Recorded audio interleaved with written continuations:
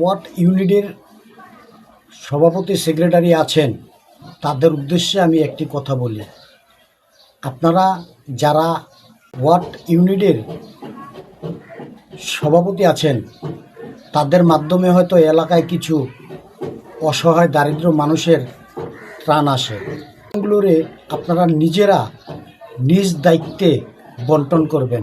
বিষয়টা হচ্ছে, যদি এলাকায় উপর লেভেল থেকে কোনো জিনিস আসে, অসহায় মানুষের জন্য যদি কোনো ত্রাণ আসে বা কেউ দেয়, তাহলে আপনারা এই ত্রাণগুলোকে যেভাবে যে লোক পাইতে পারে, যে লোক পাওয়ার যোগ্য বিতরণ করবেন।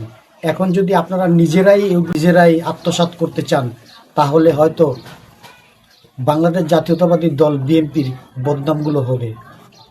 আমরা দেখেছি গত 17 বছর বিএনপির অনেক নেতাকর্মী অনেক নির্যাতনের শিকার হয়েছে এবং মানুষে বিএনপির পিছনে বসে অনেক বদনাম করেছে। তাই আমি রিকোয়েস্ট করব, উপদেশ দিচ্ছি না, কেউ এটারে খারাপ দিকে নেবেন না। আমি বলছি শুধু যে বিএনপির বদনাম হয় এমন কোনো কাজ আপনারা করবেন না, কারণ বদনামগুলো কিন্তু ইউনিট থেকেই ছড়ায়। আপনি ইউনিটে বসে একটা কাজ করবেন, সেই কাজটা কিন্তু ভালো হলে সবাই প্রশংসা করবে যে এখন বিএনপির সব লোকেরাই পরিবর্তন হয়েছে।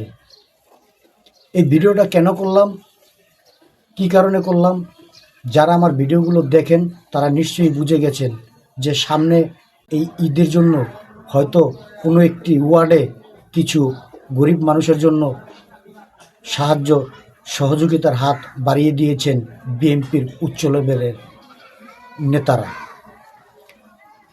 সেই জিনিসগুলোকে নিয়েই ওয়ার্ডের ভিতরে বিভিন্ন বিশৃঙ্খলার ইঙ্গিত দেখেছি।